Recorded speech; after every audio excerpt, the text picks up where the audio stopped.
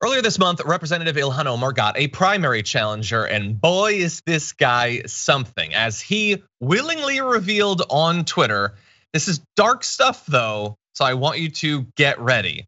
But it started thanks to Brianna Rose Lee, who apparently is a member of the Dragon Squad and a fan of the show. Brianna Rose Lee, if you're seeing this, thank you for watching, and also for pointing out some inconvenient facts for Don Samuels. So she tweeted, "Who is Ilhan's primary challenger? A man with such poor judgment that he literally is the person responsible for a child drowning and dying while he watched from shore. If you can't trust him to babysit, how can you trust him with an entire district? Meet Don Samuels." Now here's the thing. We're gonna give you the facts on what happened, and whether you think that's a 100% fair accounting, we will have that debate. But in response to that tweet, Don Samuels, the guy running in a primary against Representative Ilhan Omar, tweeted, "Can't swim, but can govern." Again, a child drowned. He tweeted, "Can't swim, but can govern," which is so shockingly casual considering what we're talking about here. Now, Will Stansel, who is the Twitter account that spread what Brianna said that I originally saw, he tweeted, "I want to be clear about this for non-Minnesotans. Don Samuels is Ilhan Omar's primary challenger. A child drowned while being taken to a park in a small group by Samuels and his wife, who run an education nonprofit. He says can't swim, but can govern." Why would you send that? Just like, I've never been a candidate. I understand there's a lot of pressure and all that, and you can't always tweet a winner. But how could you say something so minimizing as that, so jokey as that? I had this moment where I saw this tweet and I was like, who is running this account? And if you look at the photo, I don't think it's a young intern. I think he sent this tweet. And it's like, I don't even really care if you think you can govern. I don't care if you can swim. But if I'm voting for you, I care if you care about other people.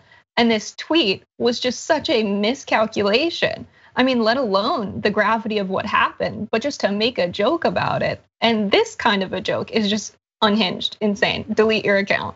Yeah, if it had been, it does not appear that it was an intern.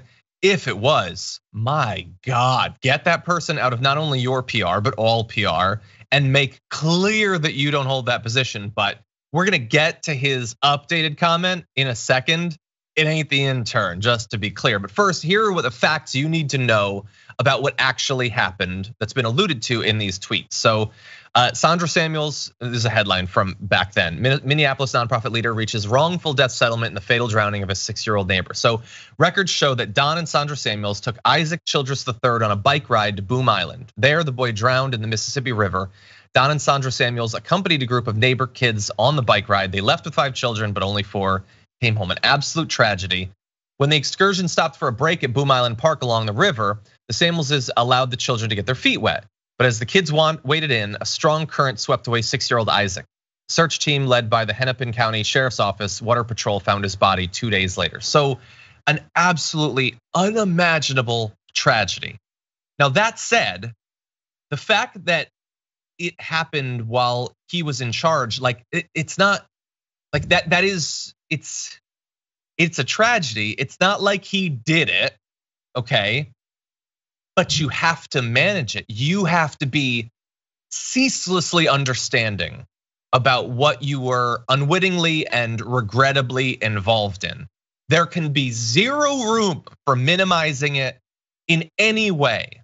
And there are so many tweets that he could have sent that would have been bad, but far better than this one. He goes on to say, after the hubbub about this, "I deleted a tweet because I became defensive about a remark from my opponent's staffer about the most devastating day in our lives. Twitter isn't the medium for that conversation, and I capably showed why. I'm sorry." Jessica, what do you think about that as an apology?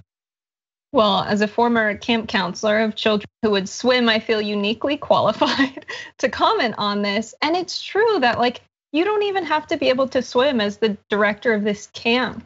I mean, you're supposed to hire lifeguards or have safety precautions so things like this don't happen. And even if it was a tragic accident, this apology is like when people don't apologize for their actions, but they're like, "I'm sorry if I made you feel that way." Like, I'm gonna make a half-baked joke about the death of a child under my care. That'll really catalyze public favoritism of me. And when it doesn't work out, you're like, sorry, I made you guys feel that way. Twitter made me do it. Like, what? Yeah, I just can't understand it. Now, Ilhan Omar, maybe this is to her credit, we can have a debate about that, hasn't directly engaged with this. As far as I've seen, she hasn't tweeted about this, but she has retweeted some of these tweets, including this, where Tim Minett says, Don, is this really all you want to say? He's responding to the apology, quote unquote. All you want to say about the death of a young child that was in your care? This comment is truly appalling. I can't imagine that child's mother reading this flippant response. So she did retweet that. And she also retweeted David Brower's tweet, which quote retweeted a couple of things that Don Samuels' law firm had been involved in, which looks like a smattering of different right-wing culture war grievance stuff. So that's an interesting strategy, to not directly say anything about it, but to help make sure that people know that it's happening. What do you think about that? I think it's a good move. I mean, you don't want to be dragged into a debate about this, but give the people information about the candidate who's running against you. I think it's a good strategy for anyone who supports Ilhan Omar's run. Yeah. She definitely, like purely pragmatically, strategically for her campaign, I'm sure she would love for as many people as possible to know about this, but you don't, it's so nasty, it's so needless that you don't want to be directly involved in terms of commenting.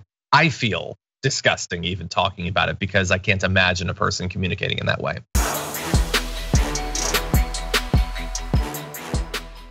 For more political news breakdowns, interviews, stories of activism, and me trying my hardest to care about the occasional big celebrity news story, subscribe to our YouTube channel at youtube.com/The Damage Report. And you can ring the bell wherever it is so you don't miss anything.